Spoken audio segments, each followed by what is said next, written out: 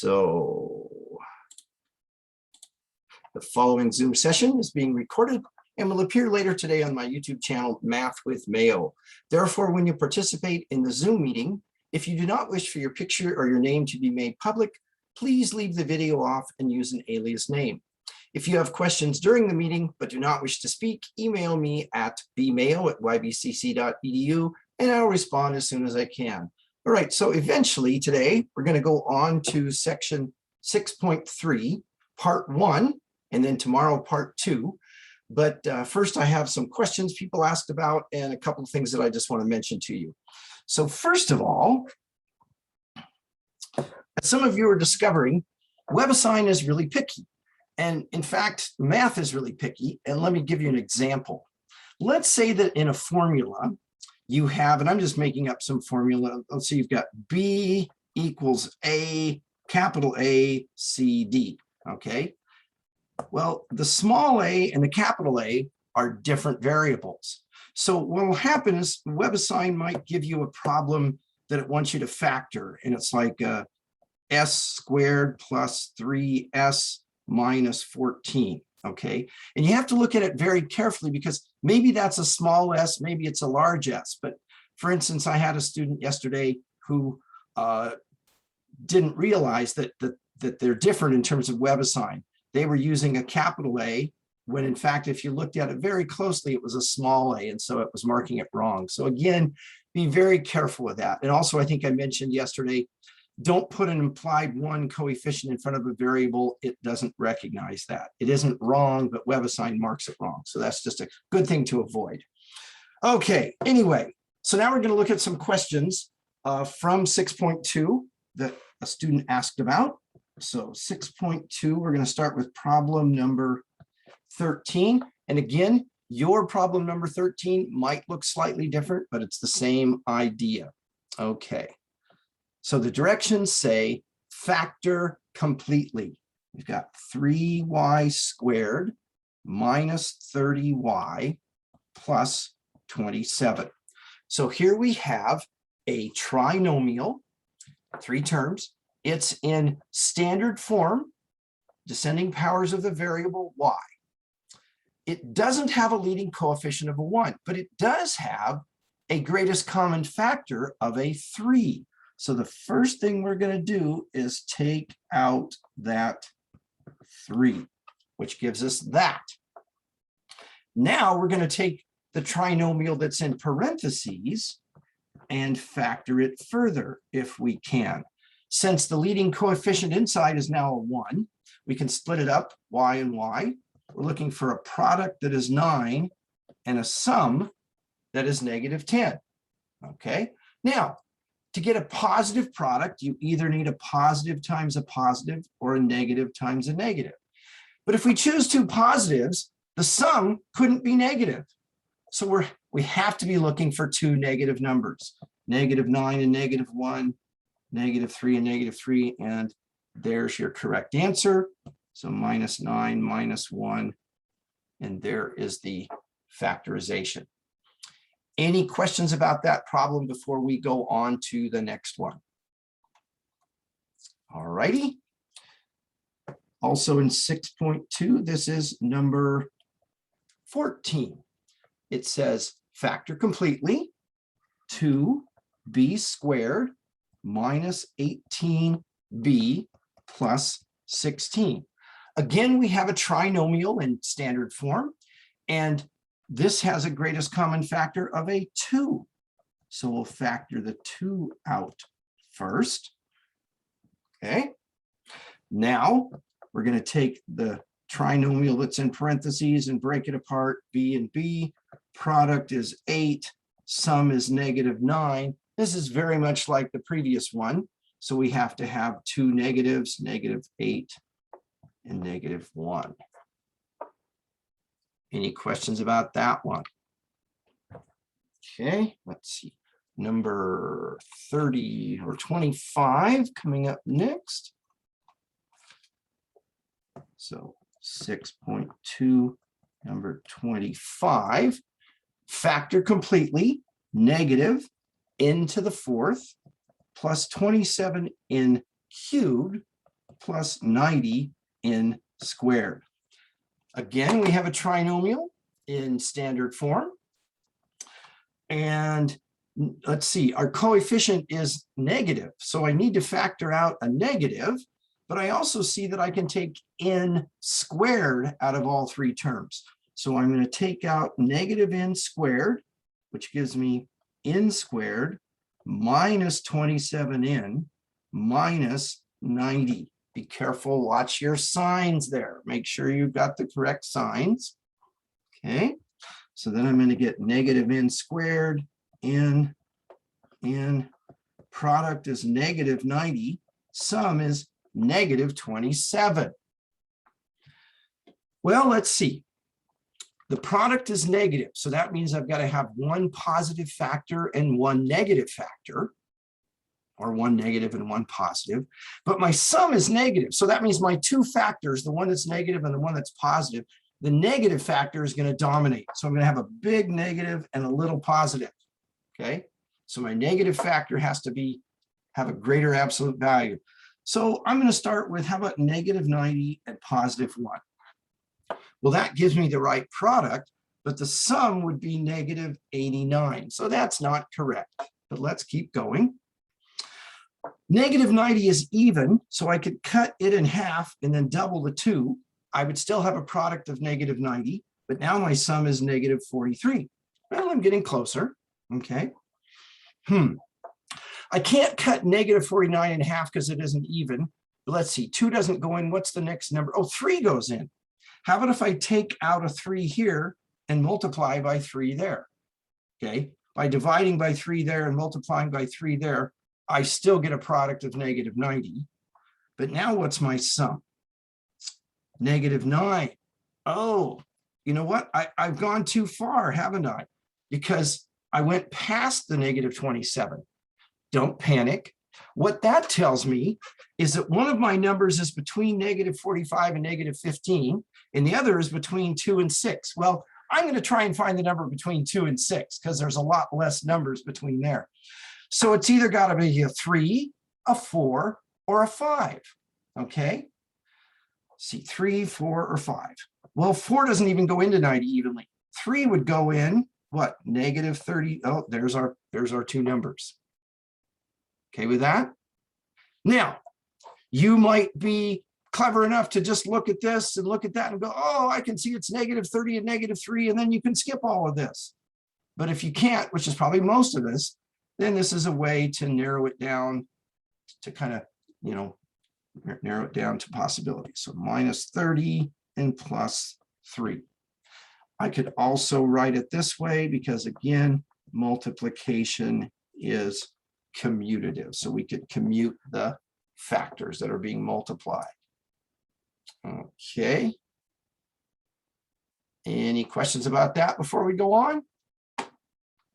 Okay, let's see. Next up is 27. So this is 6.2, number 27, which is 7a to the 4th power plus 42a cubed plus 63a squared. All right, it's a trinomial in standard form. The greatest common factor is 7a squared. Okay, so that's going to give me a squared plus 6a plus 9. Any questions about that? All right, so we're going to get a, and our product is 9, and our sum is 6. How about 3 and 3? 3 times 3 is 9. 3 plus 3 is 6. So I get plus 3 plus. Now, I can write my answer like that, or I could write it like this, because there's 2 identical factors. Either way is correct. Is one way preferred over the other? If it's just the final answer, it really shouldn't matter. If we're going to take that and go do something further with it, which we will later on, that will dictate which form we put it in. Okay. And finally, number 31.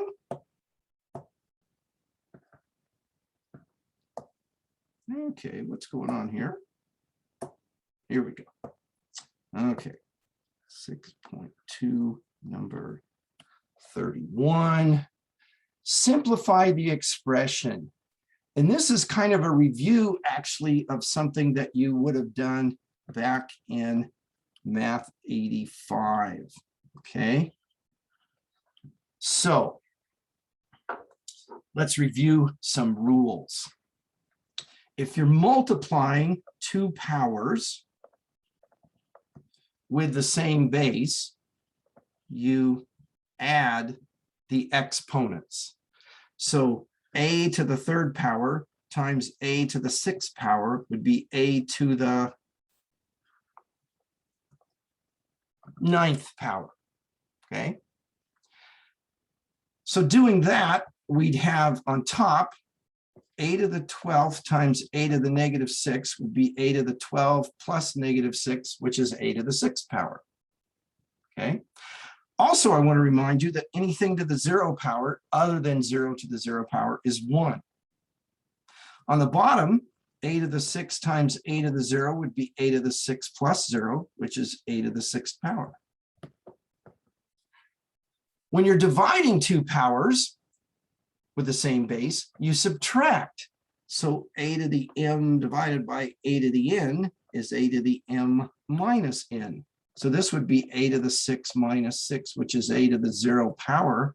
But as we mentioned, anything other than 0 raised to the 0 power is 1.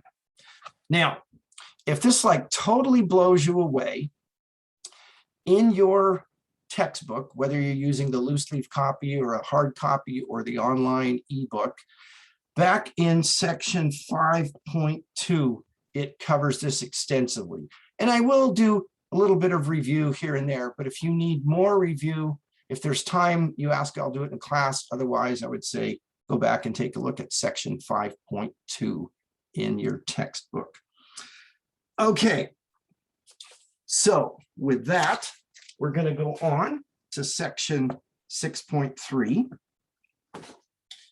And now we're going to be factoring trinomials in the form ax squared plus bx plus c. So before, we were looking at this form where the leading coefficient was a 1. And if it wasn't, we could take out a greatest common factor and make it a 1. Now it's going to be anything, not necessarily a 1. It could be a 72 or a negative 3.9 or whatever. Okay. Hopefully we won't have to deal with those, but all right. Now, let's see here. Let's take a look at this. 3x squared plus 4x plus 1. There are two popular methods of factoring trinomials that have a leading coefficient, that is the 3, that's other than a 1. Okay. One of the methods is called grouping, and the other method is called, sometimes it's called trial and error, sometimes it's called guess and check, sometimes it's called the FOIL method, and it doesn't really matter which name you give it. But today we're going to look at the grouping method, and then tomorrow we'll come back and look at the other method. Okay. Now, I have my own little twist on this, and I call the grouping method the ABCPS method. Okay, but it's the grouping method, and you'll see quickly why I call it that. To factor a trinomial in this form, we first must have it in descending powers, just like before, which it is.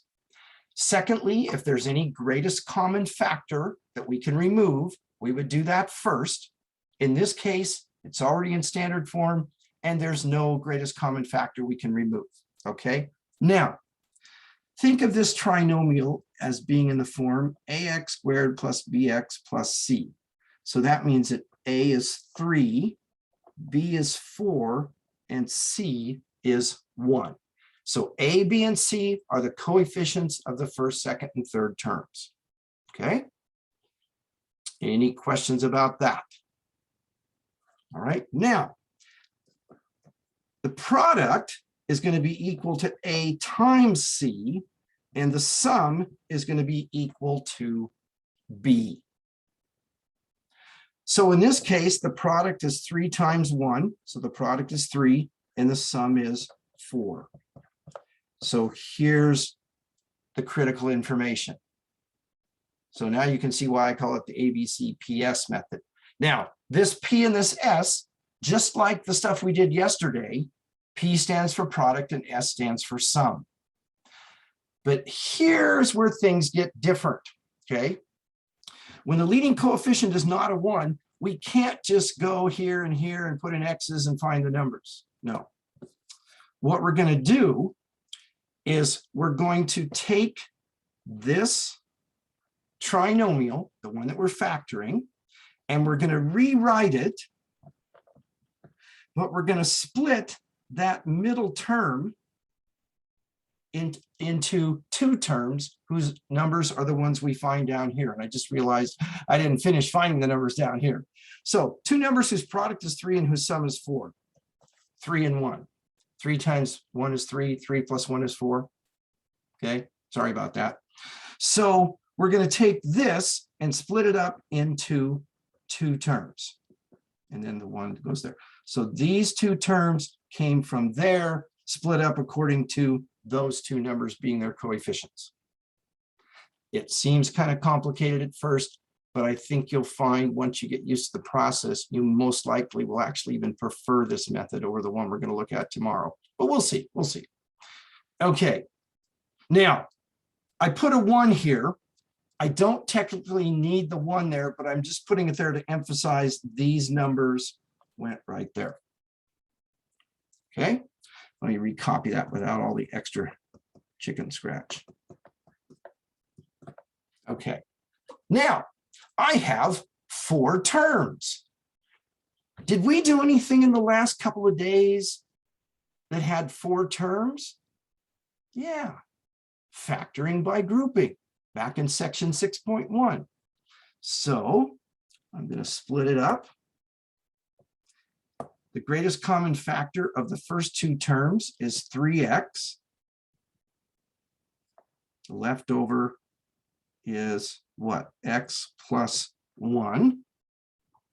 The greatest common factor of the second 2 terms, well, it doesn't really matter what it is. What matters is I need to have X plus 1 left over. I can do that if I just write it this way. But now the greatest common factor here is X plus 1, and the leftovers are 3X plus 1. And there's our answer to factoring that. Let's check it. 3x squared plus x plus 3x plus 1, 3x squared plus 4x plus 1, and it checks. Okay. Any questions about this particular problem? All right. Don't panic if you didn't pick up everything, because I'm going to go over this again and again here. All right, here's another problem. 2b squared plus 7b plus 3. This is a trinomial. It's in standard form. It does not have a leading coefficient of a 1. So I'm going to use the grouping method. So A, B, and C. Now, this can be a little confusing. This B right here is not the same as that B, okay? This B refers to the coefficient of the second term. So A is 2, B is 7, C is 3. The product is A times C, which is 6, and the sum is 7. Okay, any questions about how I got the A, the B, the C, the P, or the S? So once again, I'm looking for a pair of numbers whose product is 6 and whose sum is 7. How about 6 and 1, 3? Oh, 6 and 1, that'll do it, won't it? So this becomes 2b squared, and then 7b is going to be written as plus 6b plus 1b, and then plus 3. Again, I don't need to put the 1 there, but I'm putting it there to emphasize that I'm using both of those numbers for the coefficients. Again, any questions? So now I'm going to split it up by grouping. The greatest common factor of the first two terms is 2b, the leftovers, b plus 3. Over here, the leftovers, b plus 3. I need a plus 1 outside, so I get b plus 3 times 2b plus 1. Let's check our work. 2b squared plus b plus 6b plus 3. Combining like terms, 2b squared plus 7b. I just love it when my voice cracks. Okay. For the whole world to see. All right.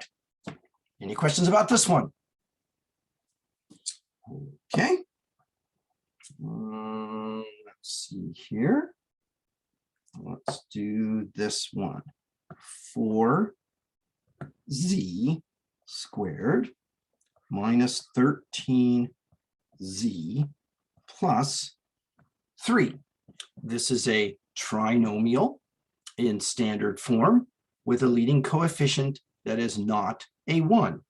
So a is 4, b is negative 13, c is 3. The product is 4 times 3, which is 12, and the sum is b, which is negative 13. I'm looking for two numbers whose product is positive, but whose sum is negative. So they've got to both be negative. How about negative 12 and negative 1? The product is positive 12. The sum is negative 13. So I'm going to rewrite the original trinomial, 4z squared minus 12z minus 1z plus 3. Again, any questions? Okay, we're going to use grouping. The greatest common factor of the first two terms is 4z. The leftovers, z minus 3. Over here, the leftovers, z minus 3. I need to take out a negative 1 to get what I have up here, don't I? To get my minus z and then plus 3. So then it's z minus 3, 4z minus 1. Watch your signs. That's where people tend to mess up the most. They get a wrong sign. Like over here, for instance, if I put a 13 instead of a negative 13, then everything gets messed up. So really got to pay attention to your signs. Just like when you're out driving, watch the signs. Watch the road too, but whatever. Okay. Let's see here. How about this one? 15a squared minus 28a plus 5. It's a trinomial in standard form. There's no greatest common factor, and the leading coefficient is not a 1. So the coefficients a is 15, b is negative 28, c is 5. The product is 15 times 5 is 75. The sum is b, which is negative 28. Okay, so again, I've got a positive product and a negative sum, so I've got to have two negative numbers. Okay, I'm going to start on the outer edge, negative 75 and negative 1. That gives me the right product, but the sum is negative 76. That's a long way from home. Negative 75 isn't even, so I can't cut it in half. I can't divide it by 2 and then multiply the other number by 2. But 3 goes in. So how about if I multiply it or divide it by 3 and then multiply this by 3? Okay. So basically, I still have two numbers whose product is 75 and whose sum is, oh, that was a sweet deal. I got it right away. It doesn't always happen so quickly, but I'll take it. Okay. So there's our two numbers. So I've got 15a squared minus 25a minus 3a plus 5. Again, any questions so far? Okay, we're going to use factoring by grouping. The greatest common factor of the first two terms would be 5a. So I've got 3a minus 5, and over here, 3a minus 5. So I'm going to take out a -1 so that my parentheses quantities match. So then I've got 3a minus 5 times 5a minus 1. So I have a question.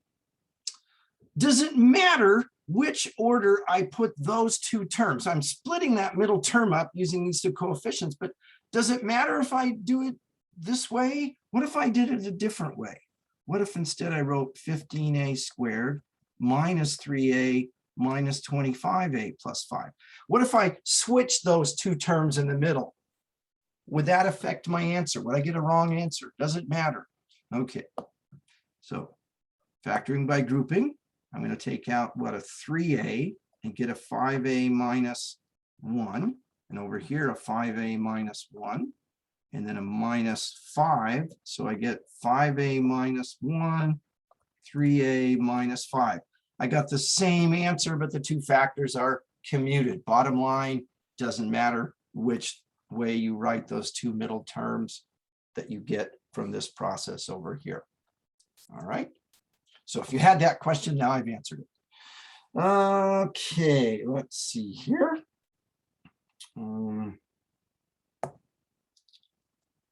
4b squared plus 15bc, that's when I was born, 15 BC, minus 4c squared.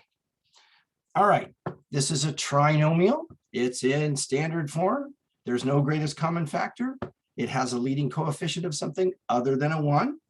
So a is 4, b is 15, and c is -4. Again, these a, b, and c's over on the left, those are the coefficients.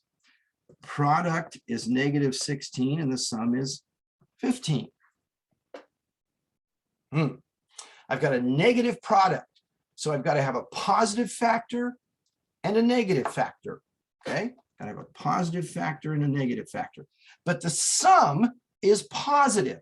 So when I add those two together, the positive and the negative, the result is positive, which means the positive dominates. So I need a bigger positive, smaller negative. So how about 16 and -1? Oh, there it is. That was too easy. Okay, but my point was the positive number had to be bigger. So I wouldn't start with something like -16 and 1, but positive 16 and -1. So there's the two numbers. Okay, 4b squared plus 16bc minus 1bc minus 4c squared. Don't forget that this term is bc, so I've got to split up the terms, and they both still have to have, oh, they still have to have bc. That b looks more like a 6. Let's see if I can. There we go. Okay. Factoring by grouping. Greatest common factor of the first two terms, 4b, leftovers b plus 4c, leftovers b plus 4c, take out, what, a -1c. I'm just going to write -c. Okay, so I've got b plus 4c times 4b minus c. And there you have it. Any questions on that one? Okay, let's see here. What this one? 4a squared minus 15ab plus 9b squared. It's a trinomial. It's in standard form. It doesn't have a greatest common factor other than a 1, and its leading coefficient is not a 1. So I'm going to use grouping A, B, C, P, S. And let's see, the product is positive, the sum is negative. So I need two negative factors. How about, let's see, how about -12 and negative 3. Would that do it? Yeah. Now I just kind of jumped to the finish. Do you want me to go through a process to find that, or are you okay with me to go on? I guess you're okay with me to go on. I wonder if you folks, if you check in and then you check out, because again, this is not mandatory, but if you don't watch or come here, you better watch the video, But anyway, what do we got here?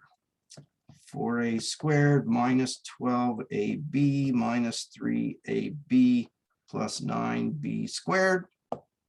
Grouping 4a, a minus 3b, a minus 3b, minus 3b, a minus 3b, 4a minus 3b.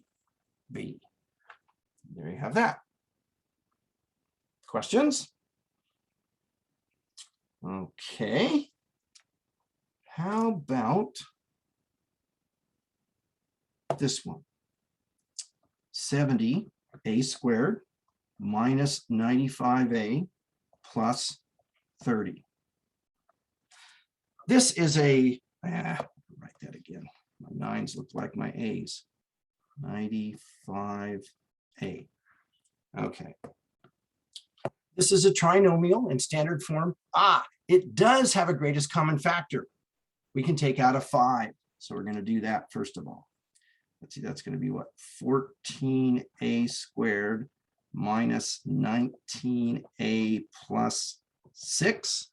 Let's see, that's 70, 50, 95, 30. Okay. So now a is 14. B is negative 19, and C is positive 6, because I'm no longer dealing with that. I'm dealing with the stuff in parentheses, okay? My product is what? 84, 60, 24. My sum is negative 19. Wow. Let's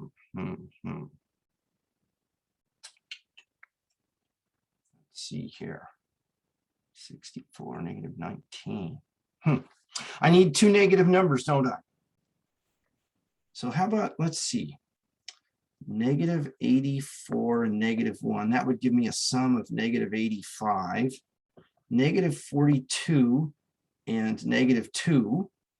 That would give me a sum of negative 44. Negative 21 and negative 4. That would give me a sum of negative 25. I'm getting closer, right? But just not getting there. But it seems like the pattern is this is getting actually larger towards positive. This is getting larger towards negative. So is there a number between negative 21 and negative 4 that goes into 85 or 84? Let's see. 5 doesn't, 6 goes in. How about negative 6? Let's see, 84 divided by 6. Oh, negative 14. Oh, well, that's what? That's a negative 20.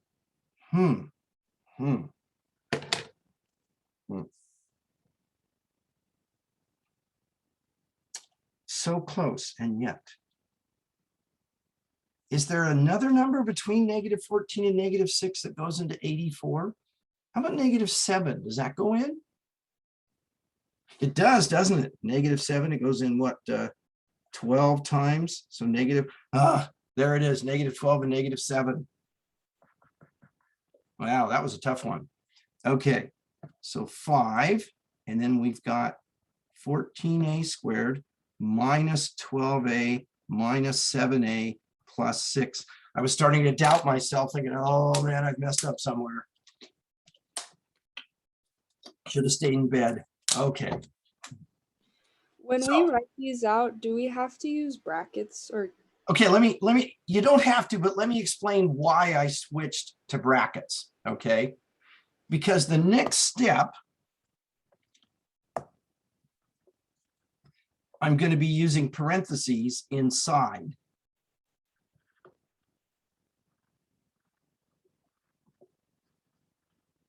So I use brackets on the outside to keep straight from the parentheses on the inside. other, in other words, you could do it like this, but I just prefer when you've got more than one grouping set to maybe have parentheses and then brackets either way. Is that, you understand that okay? Yeah, thank you. It doesn't affect your answer. It just kind of helps me to keep track. So then this is a -1. So I've got 5, 7a minus 6, 2a minus 1. Yeah, and in WebAssign, typically you'll use just parentheses in your final answer. I don't know if it shouldn't matter if you use brackets, but I would just use parentheses. But again, it's just to keep track of where the grouping symbols are. You okay with that one? All right. Well, let's see. How about this one? 16r minus 40r squared plus 25r cubed. This is not in standard form, so I'm going to put it in standard form. 25r cubed minus 40r squared plus 16r. It does have a greatest common factor, as the pirates say, r. So we'll take out an r. At least all the pirates I've met say that. So this is 25r squared minus 40r plus 16. Russ, you shouldn't react to my comments because it just encourages me. And my wife says, you just don't want to encourage him. He just gets worse. So. It's good banter. Thank you. Thank you. Okay. So now A is 25, B is -40, C is 16. The product is, wow, let's see, if I've got 16 quarters, I've got $4, don't I? So that's 400. And the sum is -40. Wow. So my two numbers are going to be negative. Can anybody tell me the answer without spending 10 minutes looking for it? Anybody?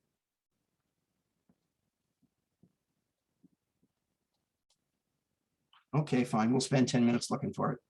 Okay. It's -20 and -20. But let's find it. Okay. Let's go up here where we've got lots of room.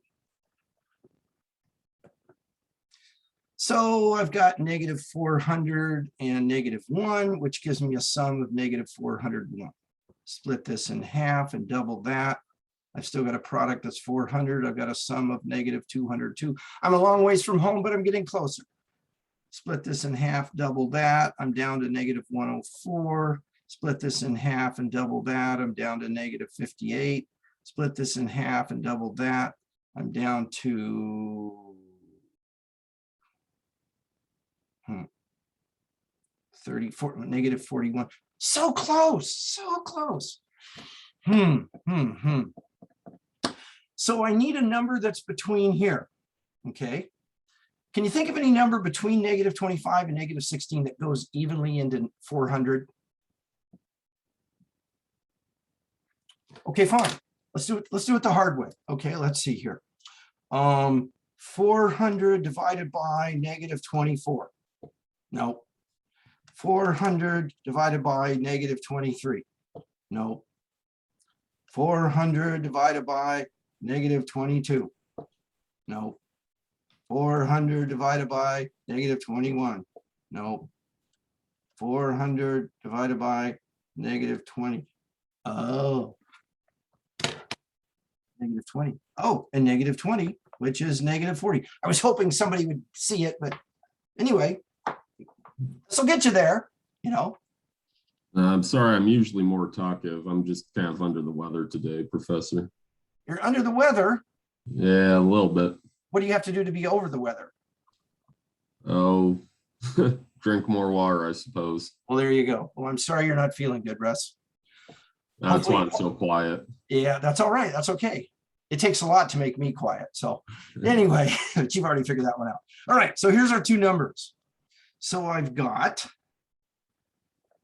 let's see here. I've got R times 25R squared minus 20R minus 20R plus 16. I'm going to take that and write it on the next page because I've used up all my room there. So R 25R squared minus 20r minus 20r plus 16. Now, that time I used parentheses, but I'm going to switch it to brackets in this next step, again, just so I can keep track of things better. Greatest common factor of the first two terms, 5r. My leftovers, 5r minus 4. My leftovers, 5r minus 4. Minus 4 out here makes it work, so I have r times 5r minus 4 times 5r minus 4. Or I could write it r times 5r minus 4 squared. Okay. Now, one thing you got to be really careful of, taking out a greatest common factor at the beginning, it's still in the problem. So in other words, this r, even though right now this whole focus is on here, it's still there. It's still there. If your final answer leaves the r out, it's going to be wrong. Yeah, what you got? So will WebAssign recognize either one of those? It should. All right. If it doesn't, I'm sure I'll hear about it. Yeah, it should be okay. Should be okay. Now, unless it specifically says do it this way, and that's another thing. Read the directions carefully, because a lot of times WebAssign will tell you, like give this answer rounded to 2 decimal places, and then people won't do that, and then they wonder why it's wrong. So read the directions. I know it's tough, but all right. How about this one? 10u squared minus 13u minus 6. This is a trinomial. It's in standard form, descending powers of u. There's no greatest common factor, and the leading coefficient is not a 1. So we're going to use grouping. A is 10, B is negative 13, C is negative 6, the product is negative 60, and the sum is negative 13. So I'm looking for two numbers whose product is negative 60 and whose sum is negative 13. Now, to get a product that's negative, we've got to have a positive factor and a negative factor, or a negative factor and a positive factor, right? But if we take those same two numbers, the positive and the negative, and we add them together and we get a negative sum, that means that the negative is more powerful. It's going to swallow up the positive and have some negative left over. So I've got a big negative and a little positive, okay? So how about negative 60 and 1? That's a big negative and a little positive. Well, that gives me negative 59, okay? How about negative 30 and 2? Well, that gives me negative 28. How about negative 15 and 4? Well, that gives me what? Negative 11? Is that right? Well, negative 13 is right in here, isn't it? So that means one of the numbers has to be between negative 30 and negative 15, and the other number has to be between 2 and 4. Let's go with the numbers between 2 and 4. I'm thinking of a number between 2 and 4. 3, okay. So this would be 3, and this would be negative 20, right? But that gives you a sum of negative 17. Well, I've got nowhere to go. So what does that tell you about this? It's prime. It's prime. Good job. There you go. I used to be in my prime, but now I'm just a composite number. Oh, well. Anyway, so tonight you're going to do section 3.3, part 1, okay, using this method. Tomorrow we're going to come back to the same section. I'm going to introduce the other method. I'll have you work on some problems using the other method. Now, WebAssign, since this is what I was going to talk about anyway. WebAssign won't know which method you used. So you're kind of on your honor, but here's the deal. What I want you to do, the reason I'm having you try both methods is so that ultimately you can determine which method you prefer. And then from here on, I'll say, use that method, okay? But I want you to try both of them, because at first one might look horrible, but then after you try, it's like, oh, it's not so bad, okay? Now, shoot, and I forgot what I was going to say. Oh, well. What can I say? Oh, I remembered. Okay. What do I expect from you in terms of showing your work, homework, tests, and everything? Okay, so your homework, I had a student email me, do I need to, photocopy all my homework and send it to you? And I know that some instructors do that, and that's great. I do not require that on your homework. I'm just going to look at your answers. If you have questions, you're certainly welcome to ask me, but I don't expect you to send me all of your paperwork from your homework, okay? Now, on the tests, and this is a little bit complicated, and this is explained in that test taking policy you all agreed to, but you've probably all forgotten. Take your test. When you take it, first of all, don't open your test accidentally ahead of time, because when you open it, the time starts. So don't go look at, oh, I wonder what this is. Don't accidentally click it. Once you open it, you've got, I think it's 75 minutes to complete it.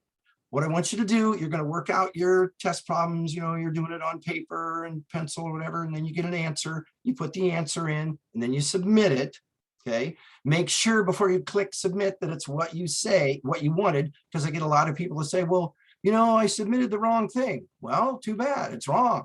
Make sure it's the right thing before you submit it, okay? When you're all done with your test, you finished every problem, okay? If you want, you can go back and look at the problems that you missed, and you can submit to me by photocopying it or taking a picture of it and emailing it to me. Don't text it to me, emailing it to me. And I will look at the problems that you missed to see if there's anything in there I can give you partial credit for. Now, here's the part that people always ignore. What people will do is they go through and they correct their mistakes and then submit the right answers. When you do that, I'm not even going to look at it. I'm going to go, nope, you didn't do what I asked you to. Okay. I'm not asking you to correct your mistakes and turn them in for credit. No, what I'm saying is the ones you missed, if you will submit the work that you did on paper that leads to those wrong answers that you submitted, I will look it over, and if there's something I can give you partial credit for, I will. But again, when you take a test in class, I wouldn't hand it back and say, well, correct all the wrong answers and give it back. I wouldn't do that, okay? But if I'm correcting your test and you missed a problem, I might find something I can give you partial credit for. But if all I have is the wrong answer, I can't give you any partial credit. So if you want, but don't send it to me as you're doing your test. Your test is timed. Get the test done, finished, then submit those if you want to. Most people don't bother. Some people do. It's entirely up to you. Okay. All right. I've talked to you. Yes. What's that? One quick question. Sure. So it's kind of an off situation, but if so when I was doing the homework yesterday, I had my caps lock on. So instead of a lowercase a, I had a capital A in there, and I kept getting the question wrong, even though I knew it was right. So is that something, if I submitted something with a capital A instead of a lowercase a, would that get marked off? On the test? Yeah. It depends on whether the Mariners won that day or not. Roger that. Yeah, because, again, it's the wrong variable, but at the same time, it's such a simple mistake on the keyboard. Yeah, I know. And that's probably one of those cases where I probably would give you most credit, but I'd still ding you some. A very common mistake that happens, okay, there's a problem that's going to come up later where you have to form an equation, and your variable is, let's say your variable is W. And so, the correct answer is like y equals 2w plus 7. And people will write y equals 2x plus 7. And they'll get it marked wrong. And so then it's like, well, they had the right idea, but they weren't really paying attention to detail. So this is a case of where I'm going to give you some credit because, yeah, you showed me, you knew what you were doing, but I certainly wouldn't want you doing my taxes, kind of thing. So just be careful, I guess would be the best thing to say. All righty. Okay, I'm going to stop the recording.